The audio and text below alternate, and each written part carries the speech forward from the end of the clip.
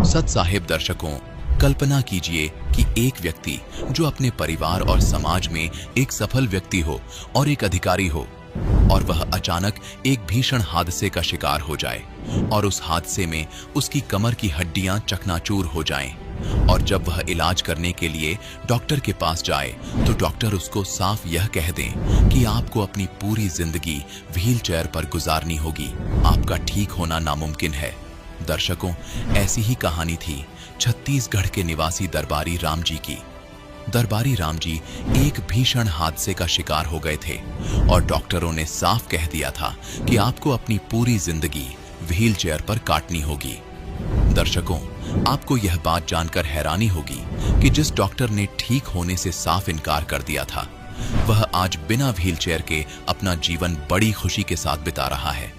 दर्शकों, आइए जानते हैं कि आखिर दरबारी राम जी कैसे आज बिना व्हीलचेयर के चल पा रहे हैं।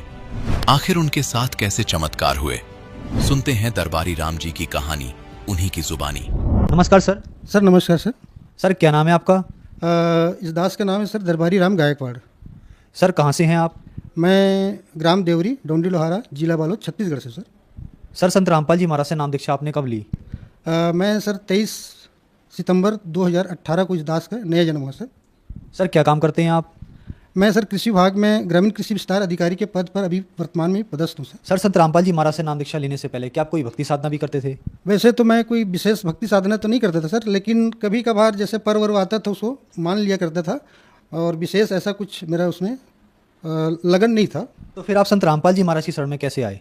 इसके पीछे सर एक बहुत बड़ा हादसा हुआ मेरे साथ। इनको मैं विस्तार से थोड़ा सा बताना चाहूँगा। मैं अपने बच्चे के स्कूल जा रहा था बाइक से, जाते जाते हाईवे में एक पीछे से कोई 4 व्हीलर मेरे पीछे से मार दिया। मारने के बाद मैं बेहोश पड़ा रहा। पता चला जब मेरे को हॉस्पिटल लेके गया तो मेरा पेल्विक बोन, जिससे पूरे शरीर के ढांचा खड़ा रहता है, कमर की जोड़ की जो हड्डी है, वो जोड़ पूरा खुल गया था। साथ में मेरे जो बगल के जो हिप्स की जो हड्डी है सर, वो टूट के एक दूसरे में ऐसे घुस गया था। और इनके अलावा बहुत सारी जगह ऐसी चोटें आई थी, जैसे आप देख रहे होंगे कि मेरे नाक फटा हुआ था, मेरे सिर में लगा हुआ था, मेरे हाथ में लगा हुआ था, इस टाइप से।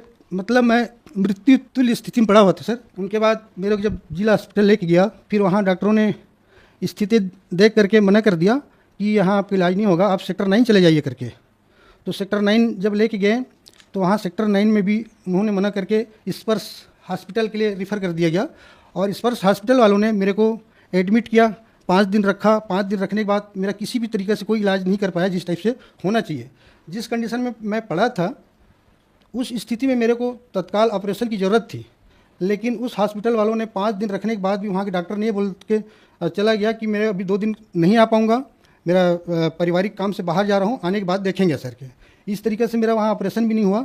लास्ट में 5 दिन रखने के बाद मेरे को ये कहा गया कि यहाँ क्या पूरे छत्तीसगढ़ में इस टाइप का एक्सीडेंट का इलाज नहीं होना संभव नहीं है करके। तो फिर मेरे को नागपुर सिम्स में रिफ़र किया गया। जब मैं नागपुर सिम्स गया सर, जाने के बाद फिर वहाँ मेरा 1 दिन बाद ऑपरेशन हुआ।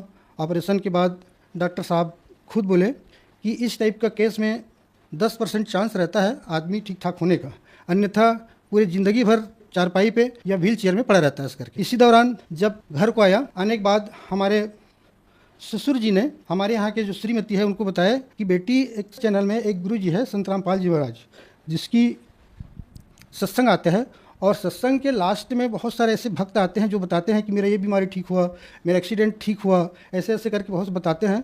तो वहाँ आपके जहाँ रहते हो उनके कुछ दूरी में एक सूर्य गाँव नामदान दीक्षा केंद्र है, वहाँ आप जाओ और जा करके नाम दीक्षा ले लो, और नाम दीक्षा ले के भक्ति करो, बिल्कुल ठीक हो जाएंगे ऐसा करके।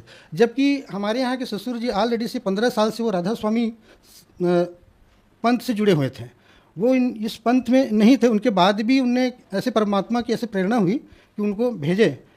इस तरीके से सर जी हमारे यहाँ श्रीमती नाम दीक्षा केंद्र सूर्यगांव गए, और जाने के बाद वहाँ के भगत लोगों से बताया कि ऐसे ऐसे कंडीशन है, मैं उन्हीं के नाम से नाम दीक्षा लेने आई हूँ करके। नाम दीक्षा ले करके आए, और आ करके जब घर में भक्ति मर्यादा नियम बताए अनुसार भक्ति मर्यादा शुरू किए, तो जैसे जैसे पत्नी जी ने जैसे जैसे नाम जाप करना शुरू किए मर्यादा में रहकर, तब तक तो मैं भगत जी बिस्तर में पड़ा रहा।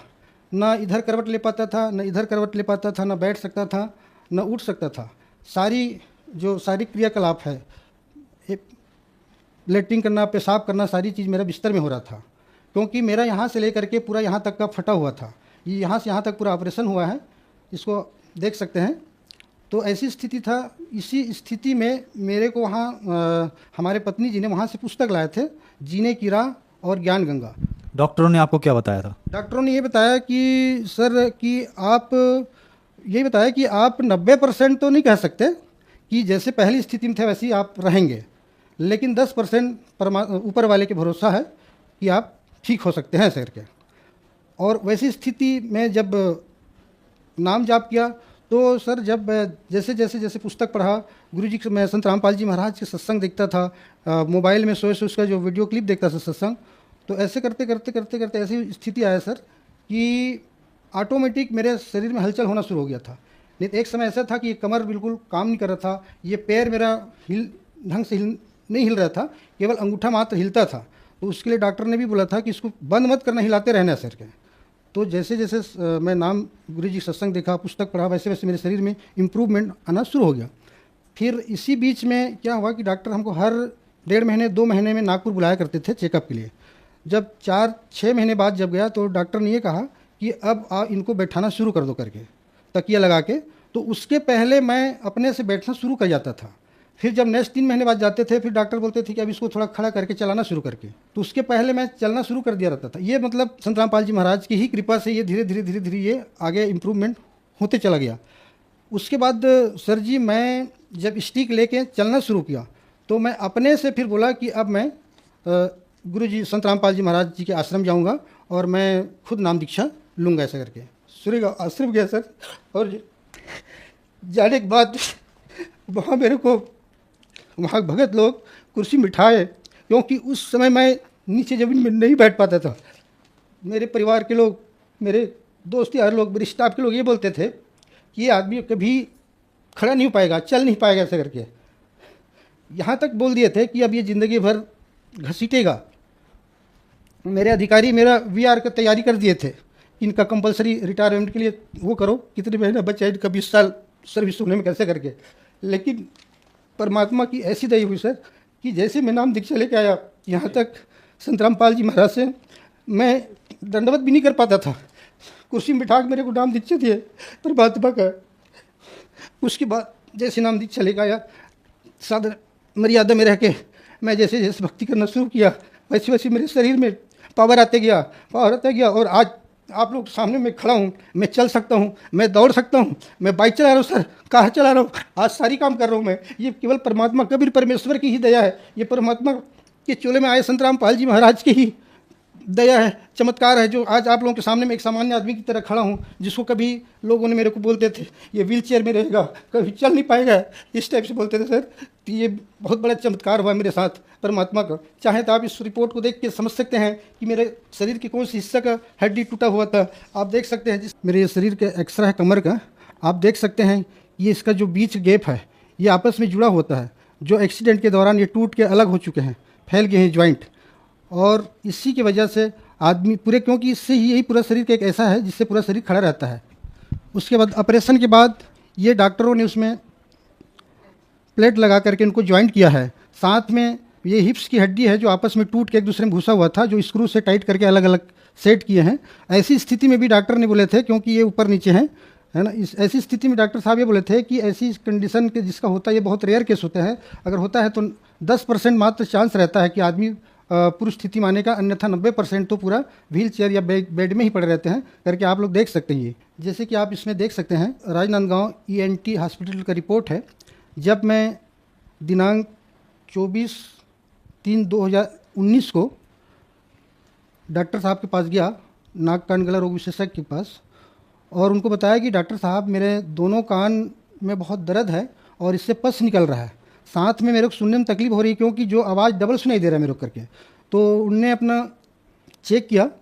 चेक करने के बाद डॉक्टर साहब ने ये बताया कि आपके दोनों कान के पर्दे फट चुके हैं, सुराग है, ऐसा करके। तो फिर मैंने बोला कि डॉक्टर साहब इसका क्या इलाज है? तो उन्होंने ये एक शब्द में ये कहा कि इनका इलाज केवल ऑपरेशन है और बगैर ऑपरेशन के ये ठीक नहीं हो सकता। तो मैं बोला डॉक्टर साहब कब कराना पड़ेगा सर के? तो उन्हें ये बोले कि अभी तो आपके कान पका हुआ पस निकल रहा है, जब तक ये इन्फेक्शन ठीक नहीं हो जाता तब तक ऑपरेशन नहीं करेंगे, तो पहले इसको ठीक होने दो, उनके बाद आप ऑपरेशन के लिए आना करके। फिर जैसे कि आप देख रहे हैं इसके पीछे एक और रिपोर्ट लगा हुआ है, जस्ट ये है।